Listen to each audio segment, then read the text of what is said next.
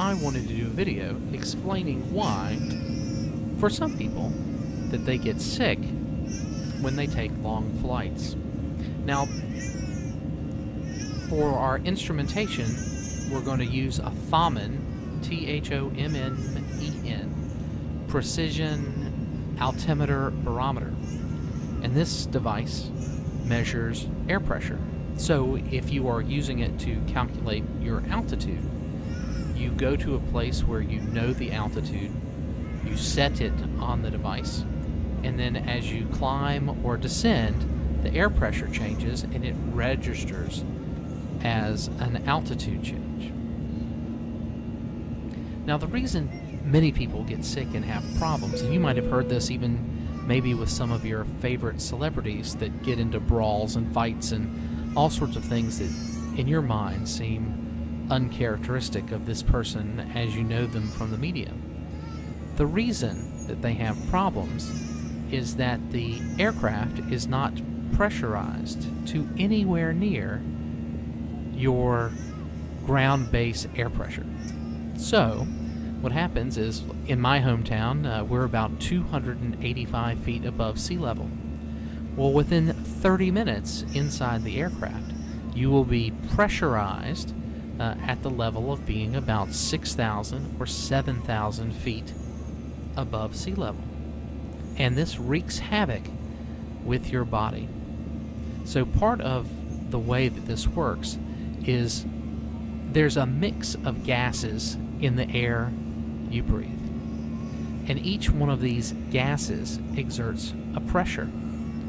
So for us, and what's of primary importance is the partial pressure of oxygen.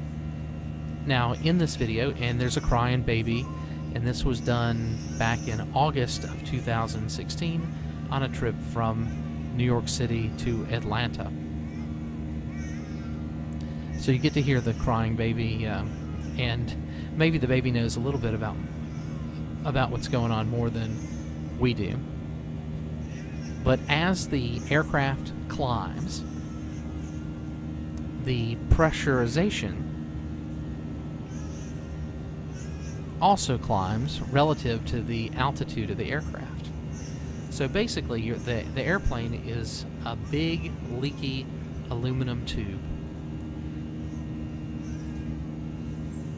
And the way that it's pressurized is that it bleeds air pressure from a compressor off of one or some of the engines and pushes that air into the cabin. So in a modern airline, it's not uncommon for all the air in the cabin to be exchanged pretty frequently. So catching a disease is not very common. The air is actually sort of fresh almost. And at altitude, on the other side of the glass that you might be looking through, it's about minus 45. So the air is very dry. And that might pose some problems for the average person. Their mucous membranes might dry out and they'll be less able to fight infection. But when we get to the partial pressure of oxygen and the pressurization of the aircraft, and this is all straight up physiology, and this is something that I always wondered and have done a couple of these non-recorded independent experiments.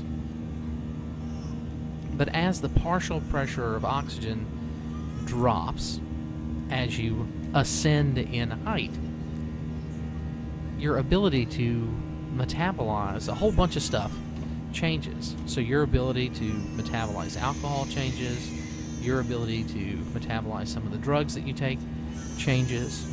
So you might be happy drunk at 3 drinks on the ground,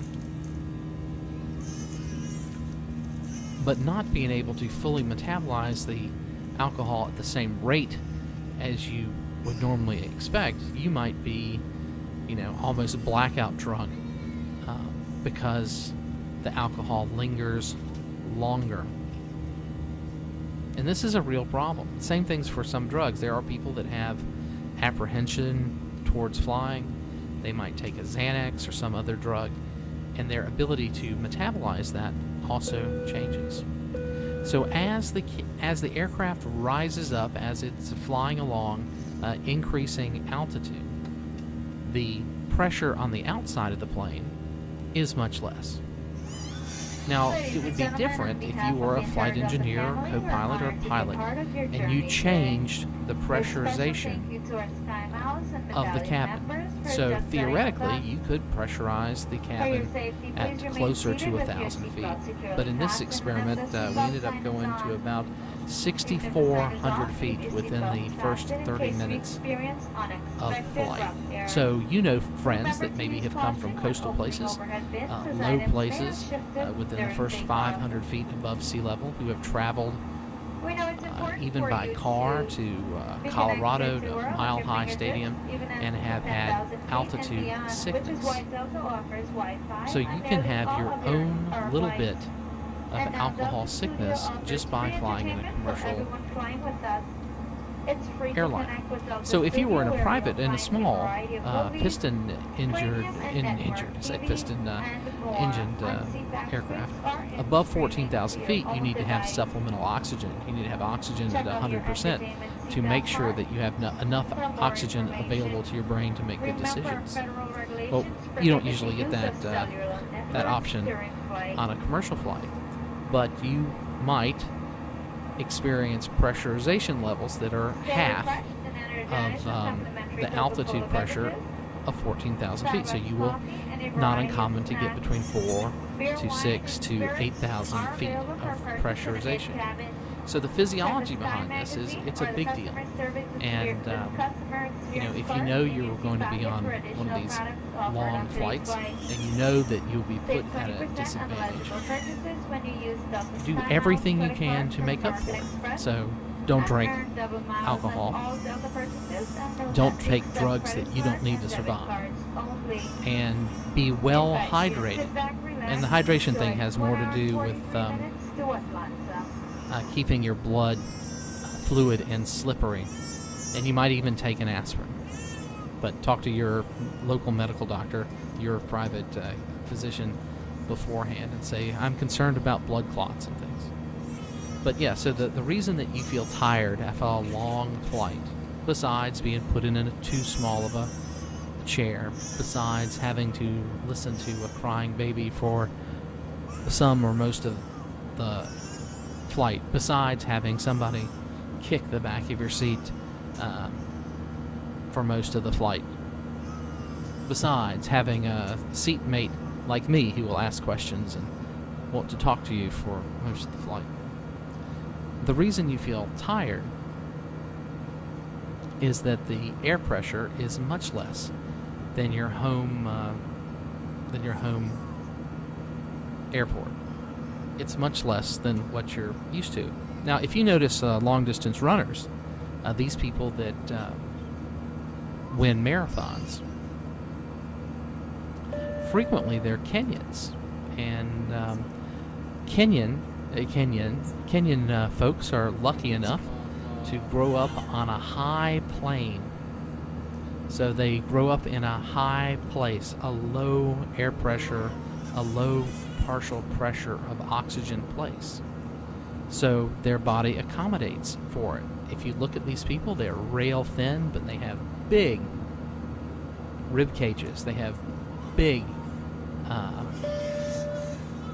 thoracic vertebra areas. They have big enclosed volume inside their ribs.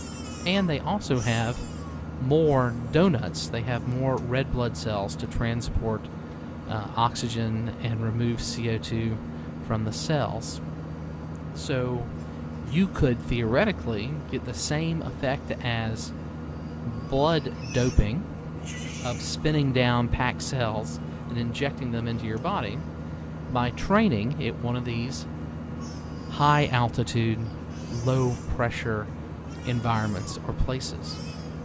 So the reason you get sick, the reason you feel completely wiped out and it takes maybe a day to recover from the flight, is because the partial pressure of oxygen is much lower than that of where you came from. or that of which you are used to. And your body can't quickly adapt. So you get tired, you get somnolent. The effects of drugs and alcohol are magnified. And so this is, for the rest of this video, it's just the needle slowly creeping up. And I think it makes it about 4,500 feet. I believe that's what it is. And ultimately, it gets between 6,000 and 7,000 feet before the end of the flight. So this is just a little thing I thought I would pass along. I've been meaning to do a video about this for a long, long time. And I hope you enjoy it, and I hope you can forgive the crying baby. It was not really his or her fault. But there is a reason people get wiped out on airplanes. And I hope this explains it just a little bit. And if you want to pick up a physiology book like Guyton, Guyton, Guyton's Physiology, or just do some internet searches, you might find a better explanation for what's going on. But this is my first attempt at providing some information about why you get wiped out on flights.